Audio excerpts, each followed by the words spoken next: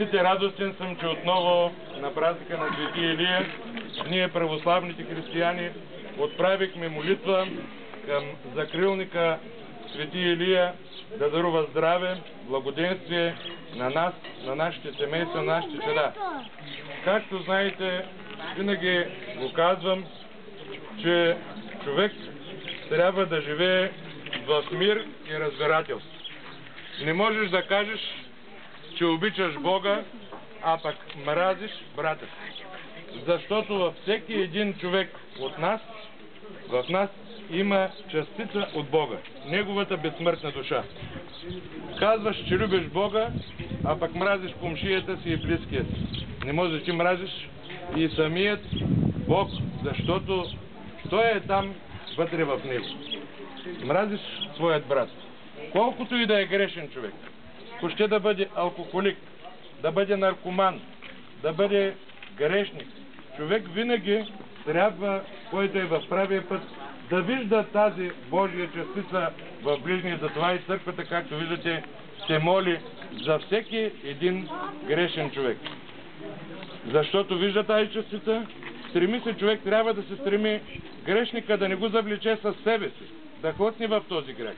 Трябва да бъде много внимателен и осторожен, но винаги да се мъчи, да помага в грешката на другия и винаги да прощава, доколкото може, греховете на всеки един от нас.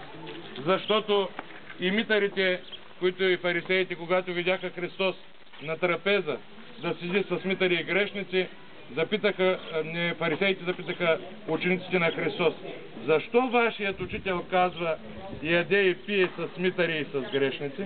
А Христос се обърнал и казал: защото не съм дошъл да призовавам праведници към покаяние, защото те са праведни и са спасени. Аз съм дошъл да призовавам грешници към спасение. Затова винаги трябва да живеем в мир и разбирателство, както виждате в тези трудни времена, в които стана вчера и този атентат. Виждате, и политиците до сега се дърпаха едни на една страна, други на друга страна. Вярно е, човек трябва да отстоява своите идеи и неща, но има неща, по които няма начин да не бъдеш заедно. А те започват да мислят единствено само за средствата как да изкарат някой лев повече, а забравят другото най-важното – душата. Църквата винаги се грижи и за душата, и за тялото. Ето за това тя на днешния ден дава този курбан, защото тялото е жилище на Дух Свети. Църквата забранява самоубийствата, защото тези тела не са наша собственост, те са Божии и на нашите родители. Заслугата е тяхна. Затова ние се грижим и за тялото, но не трябва да забравяме и душата, защото и тя има своята нужда от храна. Затова съчетава този курбан първо с молитва отправена към Бога. Защото както, за да ни върви бизнеса и да върви държавата напред, ние трябва да знаем законите на държавата и законите на бизнеса и да ги спазваме, за да ни вървят в тези неща. По същия начин трябва да знаем и духовните закони, които ни е представила Светата Църква. Светата Църква не са само митрополитите, патриарсите и всички свещени. Светата Църква, това сме всички ние.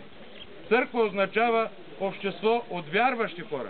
А това не е църква, това е храм, молитвен дом. Църквата е това, тази молитва, която ние отправихме пред Бога.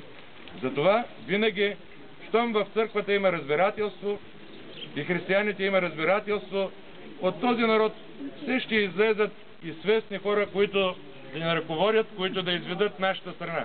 Винаги в трудности, както казаха и вчера, следите и новините, не е живявала България някакво силно сътресение, да се обедини. Българите сме така. Когато нещо здраво ни удари, тогава започваме да виждаме брата в ближния, тогава започваме да се молим и да викаме Бога. Но винаги трябва да знаем, че първо трябва в молитвата си да отправяме славословие към Бога. След това да благодарим на Бога за това, че сме живи и здрави на краката си, и чак на последно място е просбата към Бога. Във всяка една молитва, която посправя църквата. А ние знаем първо, като отидем в църквата и да кажем: Господи, дай ми това, Господи, дай ми това. Винаги трябва да се славослови Бог за това, че все още живеем на този свят и да вярваме, че благодарение на своите добри дела, които извършваме, ние ще наследим и вечните блага, защото не всичко свършва с гроба. Там е началото. А за Бог няма живи и мъртви. Всички са живи в Бог. И ние са тържествуваща църква, затова и се помолихме и за починалите, и за всеки един. Споменахме, ние сме в непрекъснато единение помежду си. Всеки, който вярва, знае, че не е сам. В най-трудния момент той няма да посегне да се самоубие, защото знае, че Бог промислява за всеки един от нас. Той казва: аз се грижа за птиците небесни, нито сеят, нито женат, а получават своите блага. Пак камо ли за човека? И трябва да знаем и другото, че колкото и да се мъчим, не можем дори един косъм бял да направим на своето чело. Нека свети Илия да дарува здраве. Той е именно този, който се е борил за греховете в греховете, и то не на някой друг, а на собствения народ е изобличавал греховете си, на своите цари, на цар Ахав, и по този начин е извел Израиля до спасение на своите и държавни, и духовни ценности. Бъдете живи и здрави, свети Илия да дарува още веднъж здраве, спасение на всички, които са ни почели на този празник, на спонсорите. Благодаря специално на Велко и Христина, които, както знаете, от началото започнаха този параклис и те ще го и довършат. Последното нещо, което започваме, тази година малко закъсняхме, защото пък на художниците детенцето им се разболя от астма. Дойдаха, че пак се върнаха във Велико Търново, но всичко е по Божи промисъл.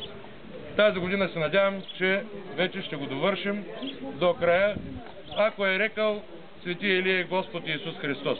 Защото ние сме кратковременни хора на този свят. Но по неговите молитви се надявам, че ще стане и това нещо. Сега всеки един от вас ще мине, който желая да го поръся. Първо ще минат мъжете, след това ще минат, ако има някои болни, които не могат да стоят на крака, даже първо болни, които не могат да стоят на крака, след това мъжете, децата и т.н.